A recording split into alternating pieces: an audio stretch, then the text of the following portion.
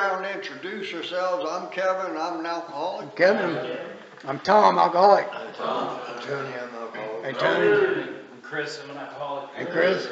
Andrew, recovering alcoholic. Andrew. Tom, alcoholic. And Tom. Chad, recovering addict. And Chad. I'm Fred, I'm an alcoholic. And Fred. I'm Wayne, I'm an alcoholic. Wayne. Wes, I'm an alcoholic. Wes. Now. Gary, alcoholic. And Gary. Caden, I'm an alcoholic. Caden. Okay, this is a league meeting, and my league canceled on me tonight. He's under the weather. So, we're gonna do a little game here tonight. And, here we go. Yep, just reach in and grab a stick. And that'll be what your, topic is. Now, if you don't like, what you got on the stick, you can trade that in, but it costs an extra $5 in taxes. I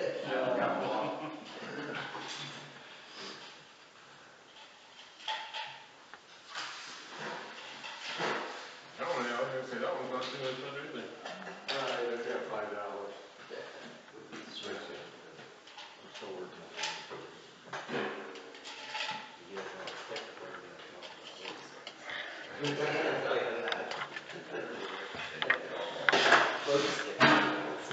Okay, anybody like to start? My name's Wes, I'm an alcoholic. Hey, Wes. It's all about action. I've got an action plan. That's what I had to start. Okay. I spent a lot of my drinking life planning about how I was going to become healthy and fit, and I was going to read more and so on and so forth. Of course, you know, I never did any of that because I had a thought plan, not an action plan. I wasn't going to take action. God forbid I'm going to actually do that. I'm going to think about it. I'm going to think about reasons why I don't do it today, I'll do it tomorrow. And that's not action. In this program, I got hung up for quite a while on my fifth step. Like, I don't know if I gotta tell that to anybody, am I? I don't really do that, am I? And then, you know, can't avoid that forever, or certainly you can't, but that's your own choice. So,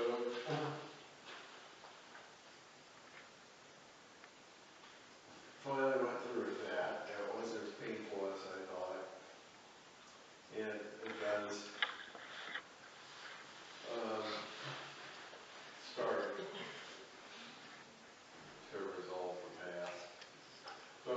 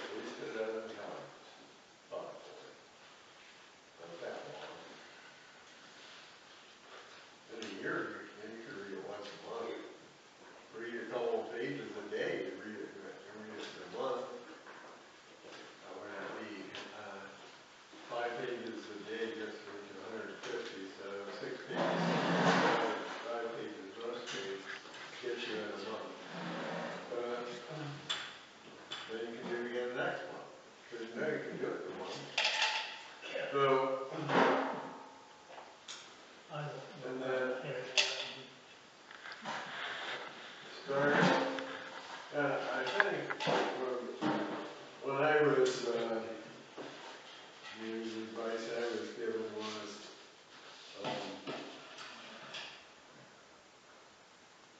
when you have something to say about, how something you did helped you in recovery, you can talk, and tell Dan, listen.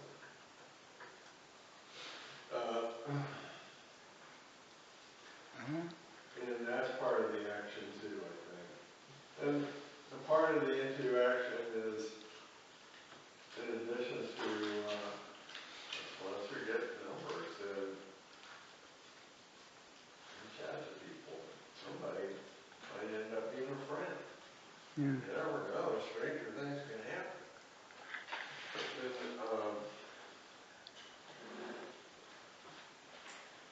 So, the first action is, that really starts this cascade is the action of making a decision to turn my will and my life over to the care of God as I understand it. The third step is the linchpin.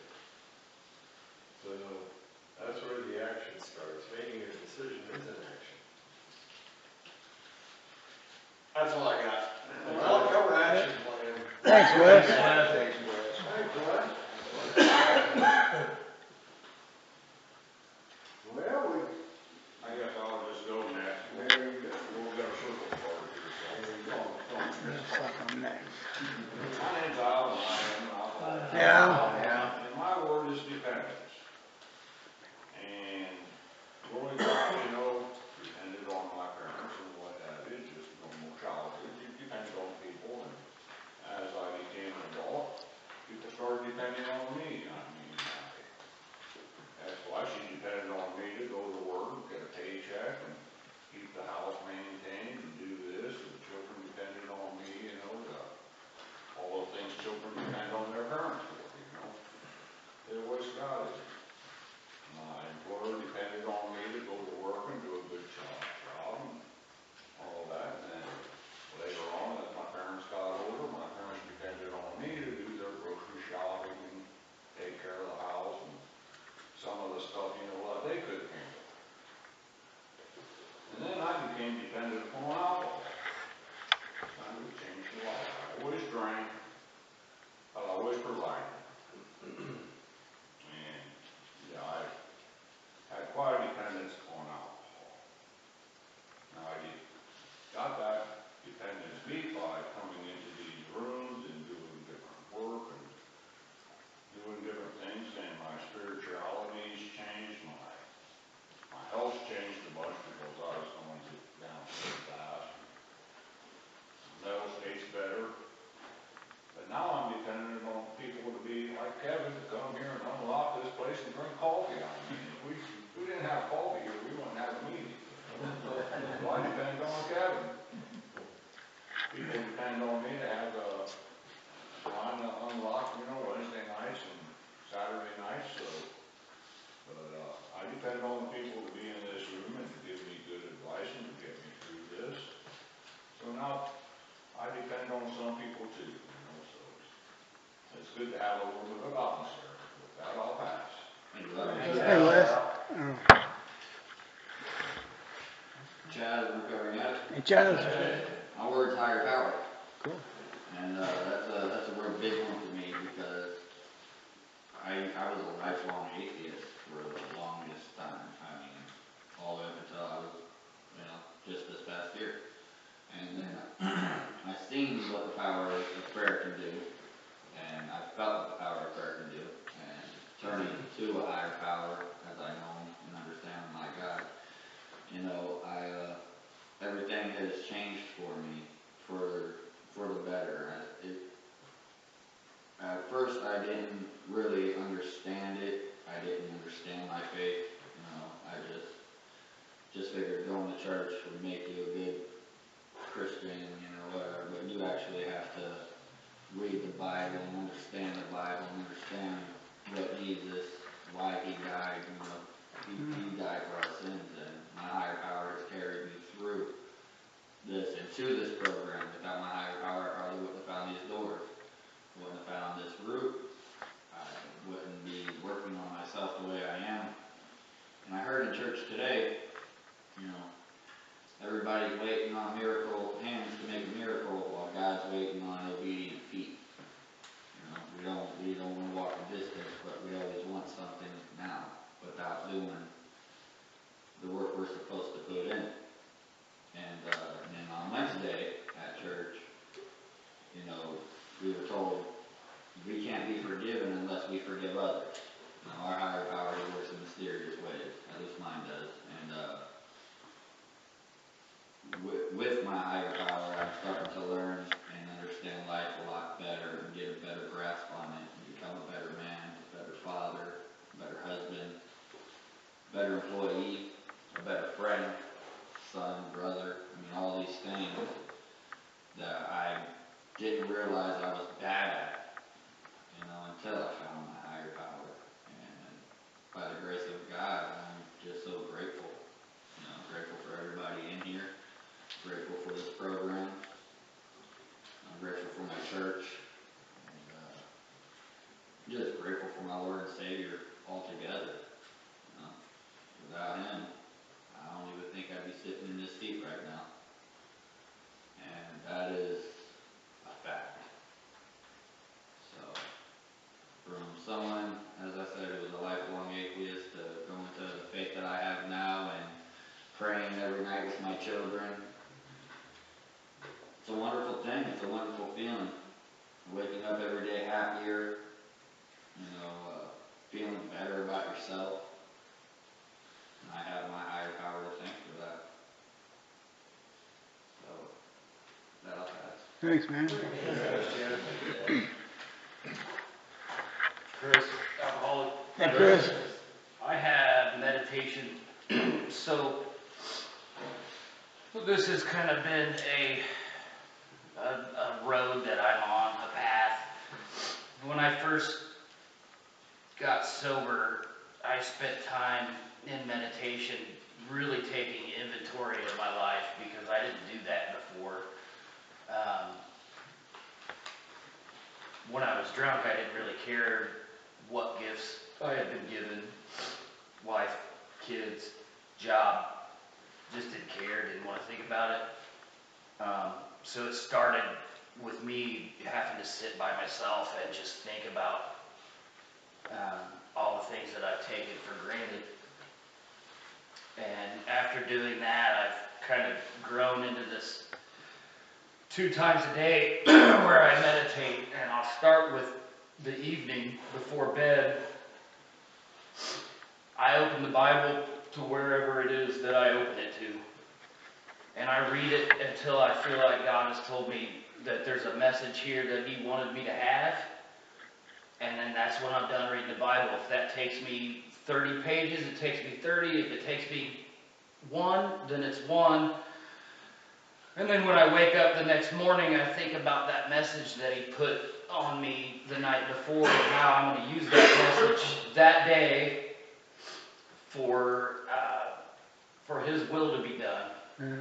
And I always pray before I get in my truck, Thy will be done. And having that meditation period alone with me and God, and letting Him actually be in, has just, it's paid dividends in my life and relationship with family and friends. So I hope everybody here takes some time to themselves and just talks to whatever your higher power is. With that, I'll pass. That's great. I'm Andrew, recovering alcoholic. Andrew. I got acceptance. Well, when I first quit drinking, or got thrown in the slammer, I knew I had to quit drinking. And it was really hard to accept that I couldn't take another drink again. And then I got in this program, and it was so clear that there was so much better ways of handling this program than what was being done.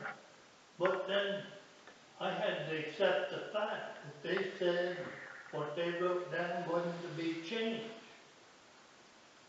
I got to thinking, and that's the way it should be. I mean, them guys worked hard on writing them books and coming up with this said system, and we gotta accept it. And it's all there, it's all searched out by the Bible. They've done a very good job doing it. And a lot of times better is nothing but trouble. And if I had it my way, a lot of times things would be bad. But you just gotta accept what comes along and work with it. And this program is a lifesaver to me. That's all I got. Thanks. Thanks. My name's Tom, I'm an alcoholic. My word is forgiveness. And I had to look at, when I did a 4-step, I had to look at all my character defects: selfishness, dishonesty, anger, and fear. And when somebody pisses me off, it's one of those things. It's a character defect they're playing on in their lives that affects me. And it's my resentment. I'm going to have to take care of it. But if I understand that their resentment is causing them to do that, I can forgive them easier because they're sick. All people are sick, spiritually in some way or other. And I can just let them go. I used to not be able to do that. I used to nitpick them and just mess with them. And now I can just let it go, and because I know it's a lot easier on me not to stir up shit in somebody else's life. Even though they're trying to stir me up, I can just forgive them and let them go. There's nothing in this world that I can get out of drink over, and nothing that can upset me that much.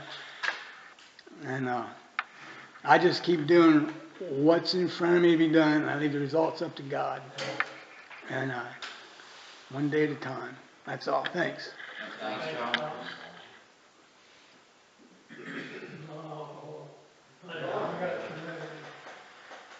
It took me a while to catch on to it. I ended up going to jail a couple different times, got 14 guys, and went to a treatment center, done 9 days in it, got out.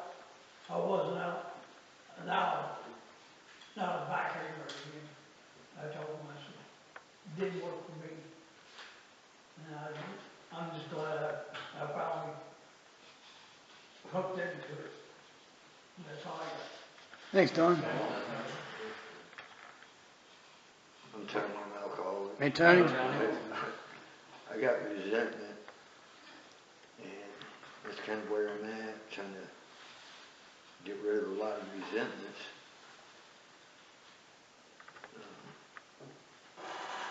And I resented everything, for the past 45 years.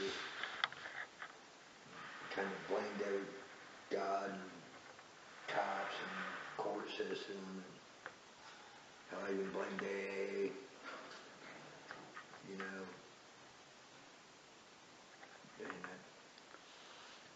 And I have a lot of resentments, I write them down and trying to ask God to get rid of them for me.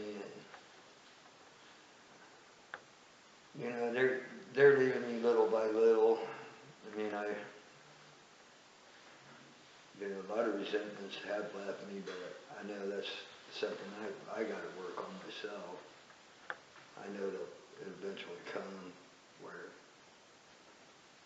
I know what it's all about, but, a few days ago, I know the judge over there in Salina, and, a lot of the other people and stuff that help alcoholics and addicts and people with mental problems out. I wrote him a letter, instead of resenting him like I was while I was sitting there in jail. I was resenting the hell out of him for a few months while I was in there. The last 30 days, I kind of started coming to it.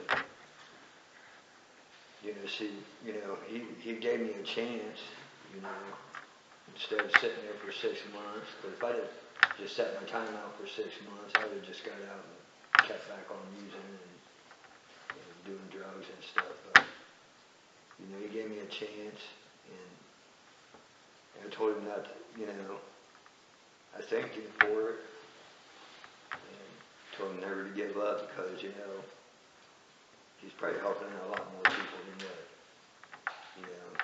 than what he knows, because I want him to give up on alcoholics or addicts or anything. I just figured it might be something he different would hear, you know, because I'm sure he hears about everybody else, you know, how he screwed him over, and he's the reason that they're divorced, and, you know, I heard a lot of it being in and out of jail, and I've been guilty of it. And I realize resentment's be a real easy thing to get me back to, you know, leaving AA and everything else and just giving up.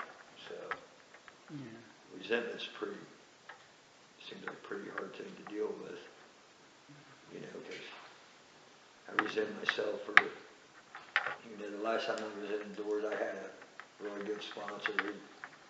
He had a lot of years of sobriety, and he's passed away.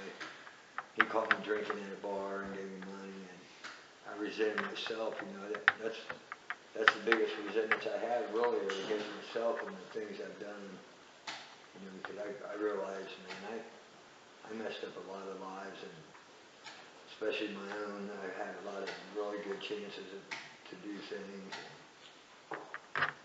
job offers that but, I mean, I can't really resent that anymore, and I can't resent God for it, because He got me here now where I'm at. And I mean, for the first time in my life, you know, in probably 45 years since I started using, I've got some semblance of happiness, and I love myself again, and therefore now I know when I tell people I love them, you know, it means something, because, you know, all them years, 45 years saying I love this person, that person, my kids, my ex-wife, my girlfriend now, that wasn't love, you know, that was all just a show, but now it's for real, you know, so that's all I got. Thanks, man. I'm Gary, alcoholic. Hey, Gary. I got number 4 inventory. I've been working on this quite a bit. There's just so much stuff in the past and in the future that I want to do with my life. I've been trying to work on everything up until where I'm at now, and things are going pretty good, you know. And I want to try to finish number 4 here soon, and keep on working on it. But no, I've achieved a lot of the goals that I have. I feel like we're in that are in my inventory, and I got a lot of stuff I want to achieve. But you know, right now, you know, life's been pretty good, and you know, I think it'll keep getting better. I mean, it's not perfect, you know, probably never will be, but I'm happy with where I'm at, and look forward to, you know, what I want to achieve in my inventory. And with that, that's all I got. Thanks. Thanks, Gary. Jay, you an alcoholic? And Caden. I got willingness. Definitely something I struggle with, because I mean, a lot of the time that I think about anything, gray areas are like my favorite areas to be in. I got out of rehab, and you know, I knew I had to be sober, I had to do this, I had to do that, but I wasn't willing to go to meetings all the time. I wasn't willing to put the work in. I just wanted all the benefits, and you know, my gray areas ended up catching up with me. I figured, you know, just drink a few, whatever, drink on a Friday, and then it became after work, and then it was, you know, working a 40-hour a week kind of schedule, so started drinking every day. So I don't know, I mean, even today I struggle with, you know, I'll get in my head real bad over some dumb shit that doesn't even really apply to my entire life, and I'll just throw everything up in the air like, fuck it, am I even really willing to do any of this? You know, am I just, you know, fucking in a room filled with people just kind of like bullshit my way through it, or do I actually want this? You know, and it's, I mean, I know what I don't want. I don't want to go to jail anymore. I don't want to fucking die. I don't want to wreck a car into a fucking tree going 70. But also, it's one of those things, I'm still battling with that gray area, you know, questioning myself, questioning my sanity. Well, I don't know. I've definitely noticed over the last few months, it all comes down to willingness, really. It doesn't really matter what I want. It really matters what I'm willing to do to change it. Well, with that, I pass. Thanks, man. Keep coming by. I'm Jared. Hey, Jared. Humility again. You have a magnet for that, don't I you? guess That's so, a good it's one. just, I don't know, like I said last time, it really don't, I feel like, it used to make me nervous, getting humiliated or something, but I mean, over time, I feel like I've done enough dumb stuff that it don't even bother me anymore, and that's just really all I got. I really can't think much on it. I let that I think finally go past me a long time ago, with the cops laughing at me and thinking it's funny, and when someone always tried to humiliate me, I got back at them. They didn't think it was too funny when I filed a lawsuit on them. And then that come up missing, it's kind of like I fired back at them, but over time, it's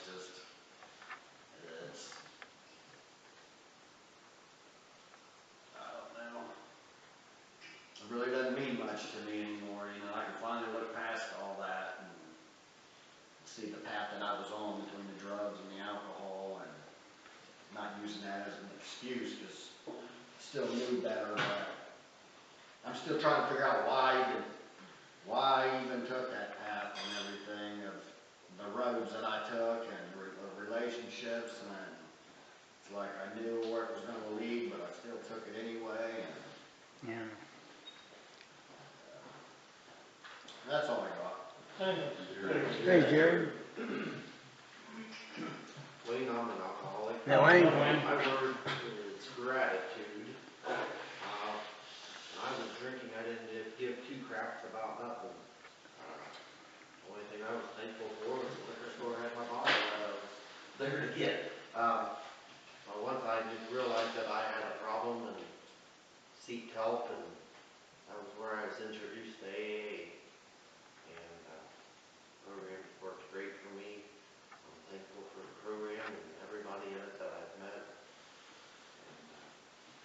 I'm just grateful, thankful. That's all I got. Thanks, Wayne. I'm good, I'm proud of my family. Not really. Mine's making amends, and I'm in the process of doing that, and it's one of those things where I don't think you'll ever finish making amends, because you're always gonna make mistakes. So you're always gonna be making amends down the road in the future. Even if you're sober, you're still gonna have to make amends in the future. So I'm working on it. I've made amends for a few, and I'll make more. That's all I got. Thanks. Thanks, Fred. Yes, that about leaves it down to me, Kevin, I'm alcoholic. Hey, Kevin. And, my word is service. Yes, And, sir. when I first started coming around these rooms, that was a long, long time ago. And a lot of places where they had meetings, you had to set the tables and the chairs up, and then you had to take them down at the end of the meeting. And, and then years ago, you used to have meetings where everybody smoked. Yeah. And if you think that wasn't something, you could come down here in this room, and about 4 foot down from the ceiling was nothing but a cloud. This whole, it would just be a cloud, And, but then at the end of the meeting, somebody had to empty and wash and clean all the ashtrays. And I can remember having to do that. And then I also remember, that, what, years ago, and we've kind of gotten away from a lot of, some of this stuff, but, used to be a man would, or woman or somebody would stand right there at that door and greet and shake everybody's hand as they came in, you know. And that was just somebody's job, and that was what. But, you know, when you stop and think about it today, I'm not a stranger at very many meetings, but a lot of people will go to a meeting where they've never been there before, and then you kind of walk in and, you know, that first feeling is that everybody's staring a hole through you and everything, you know. And, you know, and I can remember back there when you walked in that door and there was somebody and they put their hand out, welcomed you, and, you know, told you the name and told you that there, you know, there's coffee back there and cookies and this or whatever, you know. And, you know, for the newcomer coming in, that was pretty welcoming, you know, made you feel a little more welcome and stuff, you know.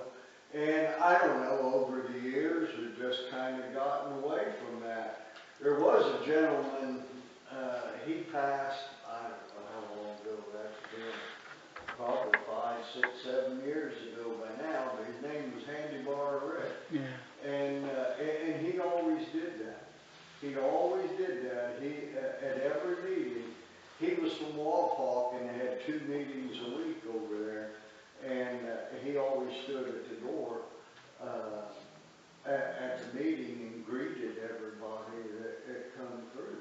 And he said, well, he said that was just the way that I was taught and how they did it when I came in. And, you know, and, you know, so, but, you know, when I first came in, I didn't, well, see, I was in and out of this program for 20 years before I got sober.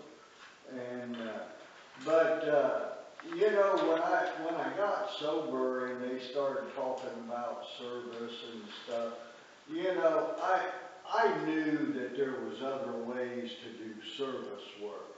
But, you know, I didn't want to be I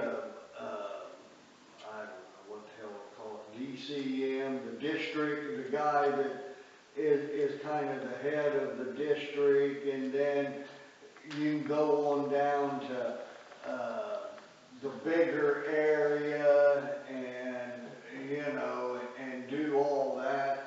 And I never was interested in that. It just didn't interest me. I went to some of those, and I learned a lot, but I just wasn't interested in doing that myself.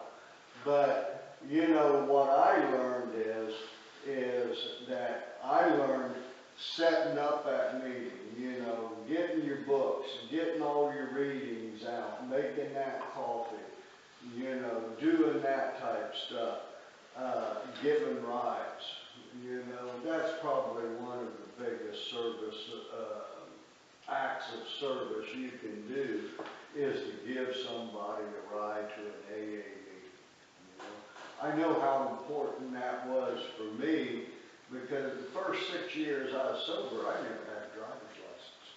And I had to pick up the phone and call and find a ride to every meeting. Now, it didn't take me long to find a guy that was didn't live real far away from me and was willing to come and get me, and he was willing to go to a lot of meetings, and you know, and I'm very grateful for that, because had I not got put into that meeting when I first got sober, I don't know if I'd stuck with it or not, you know?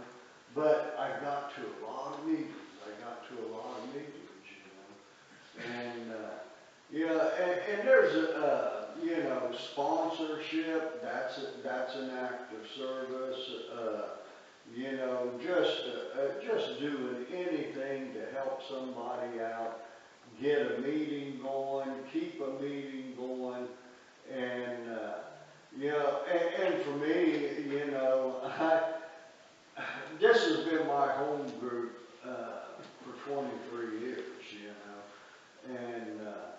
and probably, I've been the GSR for this group for, I don't know, about probably 17 years, you know. And somebody says, well, you want to do that? Yeah, I'll do it. And I knew that I didn't really have to do a whole lot. And so it wasn't a big deal, you know. And but I said I'd do that, but when I said I did that, I didn't think it was going to be for however long. Probably be for the rest of my life, you know, as long as I live. But you know, and I open this meeting up. I open this meeting up every week, you know. I set the thing up, and I get the books out, and I make coffee, and you know, and I do that. It doesn't bother me to do that. And the other thing is that it holds me accountable. It makes me responsible, because in the back of my mind, the worst thing that I could ever see happening is all you guys show up for a meeting and the door was locked. You know, and so today, that's one of my goals, is to make sure that every Sunday that door is open in this building. Every once in a while something will happen, and I may be away, going out of town, not very often, but once in a while I'm sick or under the weather, and can't make it. You know, I think the longest that I've ever not been at this meeting was probably about 5 years ago when I had back surgery, and I missed this meeting probably for about 6 weeks, I think. But luckily we had the speaker and the phone and all that.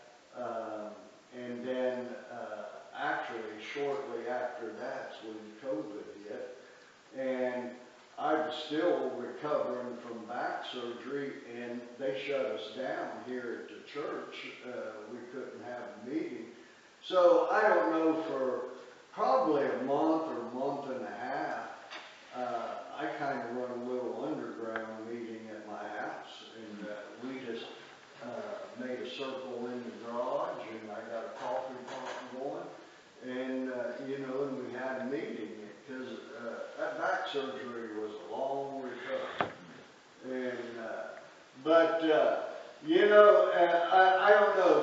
There's a lot of ways to do service work, and I don't know. I guess for me, if I was to go down and just give one thing,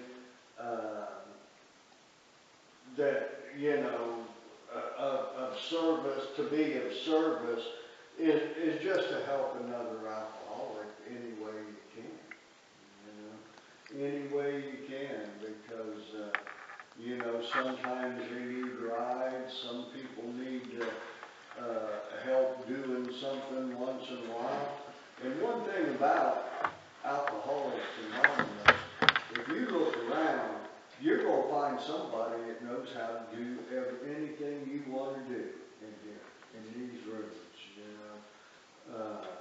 you know, there's mechanics, and there's carpenters, and there's computer people, and technology people, you know, and there's a lot of help out there, just for asking, if you just ask, you know. And, you know, so, service is a very, important part. I think if I was to give, an explanation for myself with service work, it's the best way that I've found to stay sober. Because it keeps me accountable and it keeps me responsible. Because I know how it would be, or what my thought would be, is that if I got to a meeting and that door was locked, or I got to that meeting and there wasn't no coffee, you know, there wasn't, and coffee ain't that important, you know, but it just seems like it's part of that meeting. And, so, service is a very important part, and, you know, I suggest to everybody to get involved in some kind of service work, because it just makes you feel better about yourself. So that's all I got on the service part. We got a couple minutes yet. Anybody got any other comments? Comment on somebody else's thing, or comment on anything? Anybody got anything?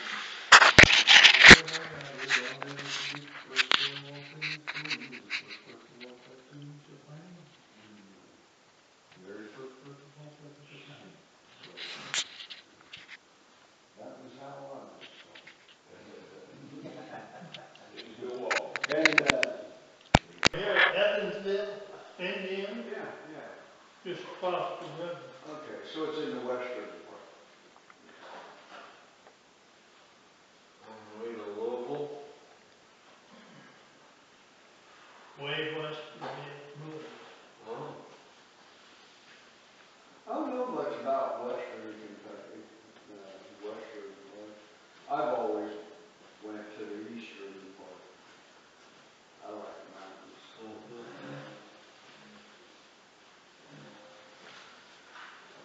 I used to know a few people down in there, and they about all died off. I haven't met anybody there, but I spent, almost been about 4 months working in Knoxville for pilot travel centers. I stayed most weekends. Oh, wow. Kevin? We might got couldn't get a car with a stick shift, but I got a Volkswagen Jetta with a Triptronic, you know, where you could change the gears. And then I did the dragon's tail. Hey, Paul. You ever been on it? Well, I have not, but I don't recognize it by that name. It's not just outside, not so very far. And when you get to the top, you're Hey. How we doing? Pretty good, how are you? Good. Now, Drew, and I think, I don't remember the numbers, I think it's 5 miles and 32 in turn. I heard it. It's fun. It's one hell of a lot of fun. You gotta just gotta watch out for the motorcycles coming down, because they could be anywhere on the road. They don't necessarily pay attention to the signal line.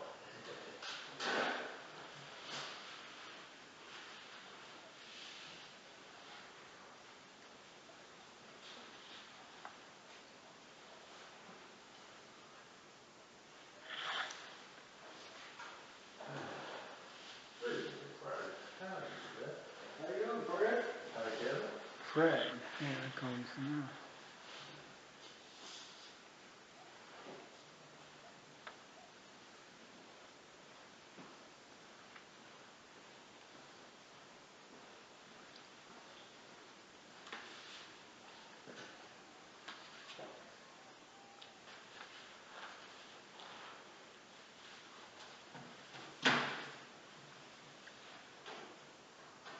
Yeah, they're building 69, it goes all the way down there, and then they got, putting it together there in Texas.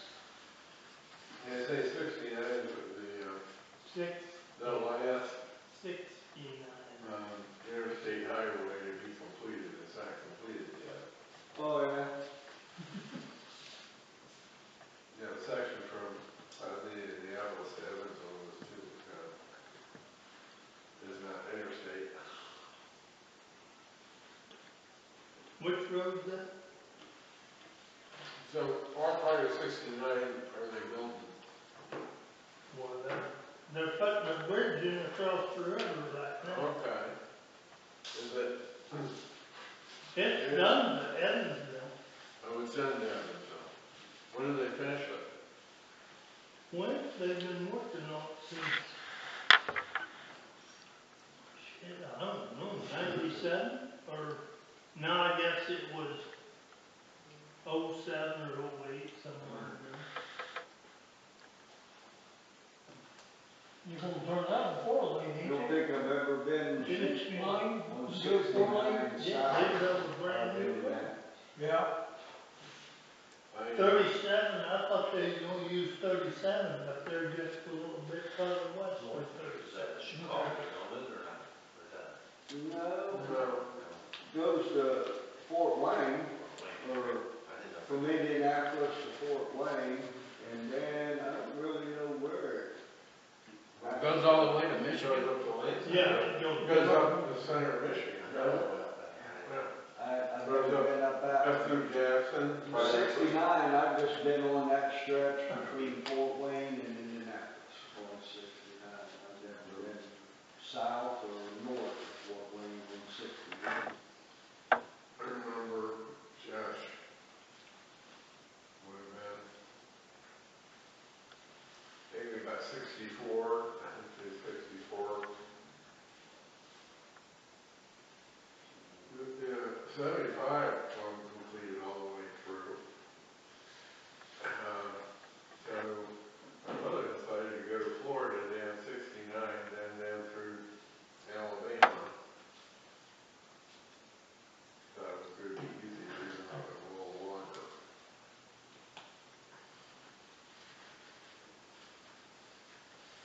There's a section of 75 that wasn't finished. It was in the mountains in Tennessee. And just scared shitless of that highway. I tell you, I don't, anymore, I don't care that much for interstates. But it ain't like you get on there, you better be ready to roll. Yeah. Yeah. Hey, they're putting up cameras now, is what you're talking about. They'll send you a ticket if you need one. There's so many dumb people out there. Or probably if you don't think you need one, you might get one anyhow. The whole game is about maintaining a sure clear distance and Not changing the lane, in and and out of changing the lanes lanes. only when you have to. I mean, I think as long as everything's running smooth, Stay don't- speed, nobody, I'm not close to anybody, nobody's close to me, we're all fine. but I tell you, I've seen, many times on 75 there. Well, Well, I tell you what, you get there and hell, they're running 85 mile an hour Yeah, and the it's state not- patrol sitting in the median and, but as long as everything's running smooth, you just let them go. I got it for 87 in Illinois last winter. Yeah. I had to pay a little extra, but they said they'd keep it off the bill. But you never know. That was out of Poor County, brother, gotcha. The cop's pocket got a little thicker. Well, I think it's sometimes a lot more formal than that. If you say right here, you just pled no contest and the fine is. I can be a little clerk, all right. Yeah. Otherwise, Yours where you have to come back. Man, This that was here forever. Yeah. Yeah, I didn't, well, I said that, I just seen the lights go dim when I actually said the that very no contest to a and judge then one over time time. and he I got can pissed. feel it coming. He said, you're coming back. So it made me. Hey, Gary. And I went back. But, you know, I thought, and I don't know, maybe I Yeah, missed he asked me something twice. there. He said, no, But it's is the it last always thing. like when they go into I said, no overtime? contest. Now, That's did what the the guy Colts told hold me to possession tell. first? Okay, Well, that's so what then I they did. didn't get, they didn't make anything, so then when the Chiefs got possession, if they scored, that I'm was. going to say, I'm But guilty. if somebody, whoever I has ended the up first having to pay the possession, fine, but if they they kept it out score, the right. the other team The other gets team one, sub gets to have a chance. gets a possession. Yeah, it used to just be sudden death. You want to score starts wins, but Yeah. they changed that. Well, I thought that was the way it was, but I kind of missed, out on part of it. No one councils right that drink. Wes, can you look into that? About once a week, I get a nice tea and I use the same cup of Coke. Gary? I see the water. Good, are you? I'm all right. Who won that game? I don't know what it is. Chiefs won in overtime, yeah, kicked the field goal. Huh. Yeah, so that's right. Oh, it's really wonderful. That's what they call the extra long. Man, I watched the Bengals, not that they're going to go, and they've kind of bloated about, they can't get anywhere, but I still like to watch them, and, but hell, that field goal, he kicked it, I think it was, I don't know, it was a long field goal he kicked today. You guys want to read? Whatever you want. Communicate for free. There you go. What's your name If you again? are the host, please enter your PIN. Please announce yourself. The church is online. Awesome, thank you. Hello. Check. Doing check. Good, buddy. Tell you what, I'll shake your hand and give you a book. Sounds good to me. Going on, Chad? Good to see you, man. Too, buddy. We got Wes, we got Fred, we got Lane. How's everybody doing? We got Wesley. Hey, brother. Tony? How you doing, man? Hey, Wes. Wes. Haven't been with you. Mine, I haven't been here much of the last year. Sorry. You want that? Yes. Chris. Chris, nice. Hey, Tony.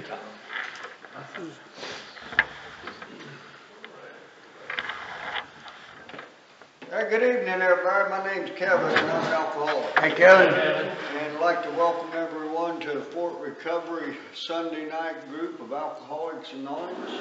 And those of you care to, if you help me open this meeting with serenity prayer. God, grant me serenity to accept the things I cannot change, the courage to change the things I can, and the wisdom to know to that. those. Wow. Can you mute your phone out there? Can you mute your phone? Yep.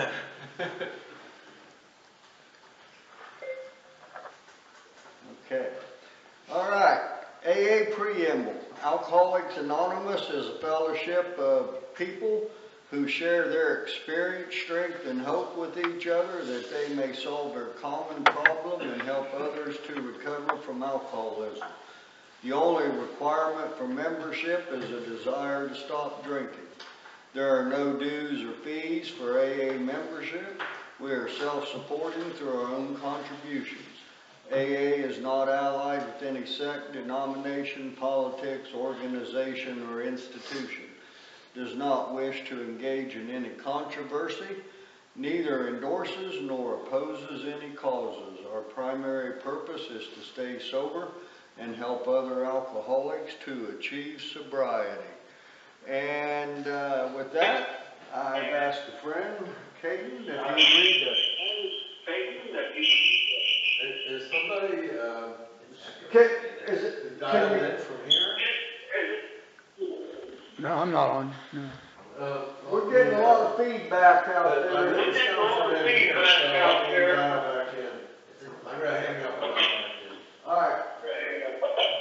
We're gonna hang up and dial back in. Welcome and thank you for choosing freeconferencecall.com. You're helping people around. Caden, I'm an addict. Caden? If you are the host, press star now. Please enter your PIN followed by the. Please announce yourself. Okay. Rarely have we seen a person fall who has thoroughly followed our path. Those who cannot recover are people who cannot completely give themselves to the simple program. It's coming through that. Usually men and women who are constitutionally incapable of being honest with themselves. There are such unfortunates. They are not at fault, they seem to have been born that way. They are naturally incapable of grasping and developing a manner of living which demands rigorous honesty. Their chances are less than average. There are those too who suffer from grave emotional and mental disorders, but many of them do recover if they have the capacity to be honest. Our stories disclose in a general way what we used to be like, what happened, and what we are like now. If you've decided you want what we have and are willing to go to any length to get to it, then you are ready to take certain steps. At some of these we balked. We thought we could find an easier, softer way, but we could not. With all the earnestness at our command, we begged you to be fearless and thorough from the very start. Some of us have tried to hold on to our old ideas, and the result was nil until we let go absolutely. Remember that we deal with alcohol, cunning, baffling, and powerful. Without help, it is too much for us, but there is one who has all power. That one is God. May you find him now. Half measures availed us to nothing. We stood at the turning point. We asked his protection and care with complete abandon. Here are the steps we took, which are suggested as a program of recovery. We admitted we were powerless over alcohol, that our lives had become unmanageable. Came to believe that a power greater than ourselves could restore us to sanity. Made a decision to turn our will and our lives over to the care of God as we understood him. Made a searching and fearless moral inventory of ourselves. Admitted to God, to ourselves, and to another human being the exact nature of our wrongs. We're entirely ready to have God remove all these defects of character. Humbly asked him to remove our shortcomings. Made a list of all persons we had harmed and became willing to make amends to them all. Made direct amends to such people wherever possible, except when to do so would injure them or others. Continued to take personal inventory, and when we were wrong, promptly admitted it. Sought through prayer and meditation to improve our conscious contact with God as we understood him, praying only for knowledge of his will and for us and the power to carry that out. Having had a spiritual awakening as a result of these steps, we tried to carry this message to alcoholics and to practice these principles in all of our affairs. Many of us exclaimed, "What an order, I can't go through with it." Do not be discouraged, no one among us has been able to maintain anything like perfect adherence to these principles. We are not saints. The point is that we are willing to grow along spiritual lines. The principles we have set down are guides to progress. We claim spiritual progress rather than spiritual perfection. Our description of the alcoholic, the chapter to the agnostic, and our personal adventures before and after makes clear three pertinent ideas. That we were alcoholics and could not manage our own lives, that probably no human power could have relieved our alcoholism, and that God could and would if he were sought. Thanks, Caden. Sorry about the interruption there. And, let me see there. I've got somebody out here that's got the promise. Gary. Gary, yeah, call it. Hey, Gary. That's fine. They promises. We are painstaking about the phase of our development. We will be amazed before we are halfway through. We are going to know a new freedom and a new happiness. We will not regret the past nor wish to shut the door on it. We will comprehend the word serenity and we will know peace. No matter how far the scale we have gone, we will see our experience can benefit others. The feeling of uselessness and self-pity will disappear. We will lose interest in selfish things and gain interest in our fellows. Self-seeking will slip away. Our whole attitude and outlook upon life will change. Fear of people and economic insecurity will leave us. We will intuitively know how to handle situations which used to baffle us. we will suddenly realize that God is doing for us what we could not do for ourselves. Are these extravagant promises? No. They are being fulfilled among us, sometimes quickly, sometimes slowly. They will always materialize if we work for them. Alcoholics Anonymous, page 8384, from the big book, Alcoholics Anonymous, with permission of AA World Services, Inc. Thank you, Gary. Thanks, Gary. And I'm gonna pass the 7th tradition basket around. And, let me see here. Chad, where did he go? He got the daily reflection. Sir, Chad, we're going at it. Hey, Chad. Hold your face high to the light, November 23rd. Believe more deeply. Hold your face up to the light. Hold your face up to the light, even though for the moment you do not see, as Bill sees it. Page 3. One Sunday in October, during my morning meditation, I glanced out the window at the ash tree in our front yard. At once I was overwhelmed by its magnificent golden color. As I stared in awe at God's work of art, the leaves began to fall, and within minutes the branches were bare. Sadness came over me as I thought of the winter months ahead. But just as I was reflecting on autumn's annual process, God's message came through. Like the trees, stripped of their leaves in the fall, sprout new blossoms in the spring. I had my compulsive, selfish ways removed by God in order for me to blossom into a sober, joyful member of AA. Thank you, God, for the changing seasons and for my ever-changing life. Thanks, Chad. Thanks, Chad. And, I've asked my friend, Wayne, maybe do the 24-hour book. Wayne, I'm an alcoholic. Hey, Wayne. November 23rd, AA thought for the day. I no longer refuse to do anything because I cannot do it to perfection. Many of us alcoholics use the excuse of not being able to do something perfectly to enable us to do nothing at all. We pretend to be perfectionists. We are good at telling people how things should be done, but when we come to the effort of doing it ourselves, we balk. We say to ourselves, I might make a mistake, so I better let the whole thing slide. In AA, we set our goals high, but that does not prevent us from trying. The mere fact that we will never fully reach these goals does not prevent us from doing the best we can. Have I stopped hiding behind the smoke screen of perfectionism? Meditation for the day. In the world, ye shall have tribulation, but be of good cheer. I have overcome the world. Keep an undaunted spirit. Keep your spirit free and unconquered. You can be undefeated and untouched by failure and all its power by letting your spirit overcome the world. Rise above earth's turmoil into the secret chamber of perfect peace and confidence. When a challenge comes to you, remember you have God's help and nothing can wholly defeat you. Prayer for the day, I pray that I may have confidence and be of good cheer. I pray that I may not fear the power of failure. Thanks, Wayne. And my friend, Fred, is going to read, as Bill sees it. Only God is unchanging. Change is a characteristic of all growth. From drinking to sobriety, from dishonesty to honesty, from conflict to serenity, from hate to love, from childish dependence to adult responsibility. All this and infinitely more represent change for the better. Such changes are accomplished by a belief in and a practice of sound principles. Here we must needs discard bad or ineffective principles in favor of good ones that work. Even good principles can sometimes be displaced by a discovery of still better ones. Only God is unchanging. Only He has all the truth there is. Thanks, Fred. Thanks, Fred. And we do have literature and we do have books here. I didn't get them set out, kind of forgot about that tonight.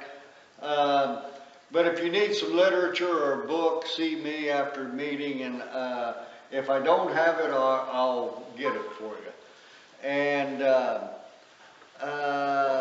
announcements, I've got, the Sydney sausage and sauerkraut, I believe, is it December 16th? 16th, yeah. And, I believe it starts at 6:30 or 6 o'clock. Start at 6 o'clock, eat at 6:30. And leaves at 7:30 probably. They said 7, but 7:30 is more realistic. Yeah, they're not gonna eat in a half hour. So, and then, it's the same place that it's been for the last few years, I believe. I'm not sure of that exact address, but, and then I know that there's an anniversary at Indian Lake. Yeah, Tuesday. yeah, it's this Tuesday. Doors open at 6, dinner's at 6:30, a shared meeting at 7:30 with Al-Anon. Bring a dish or dessert, Galilean Lutheran Church, that's on Lincoln Boulevard in Russell's Point, that's this Tuesday. All right, thanks, Al. Anything else? Anybody else got anything? Know of anything going on? Dr. Bob from April. Yeah, Yeah. they're trying, they're thinking about getting that put together, so, we'll get some more information coming up on that, so. Okay, well, let me see here. I didn't ask him, but I'm hoping that my friend Al will explain the token system. Sure, you asked me to do something, I'll do it for you, Kevin, you've helped me so much in the past year plus. So, well, here at Port Recovery, we hand out tokens for various Men's Friday, starting with the 24-hour token. Anybody here for the first meeting or coming back wants to try to start over our way of life. Then we have monthly tokens. We've got most of them here probably. We'll just go 1 through 11 months. We'll go all the way through. And then we have 1 year. And I think they have 18 months here. I'm not sure. Some places do, some places don't. Yeah, I've always had it here. And then any year thereafter, from 2 years up to a whole bunch of time. Nobody celebrating an anniversary? Well, if you haven't had a drink or a drug today, give yourself a Okay, well, let's just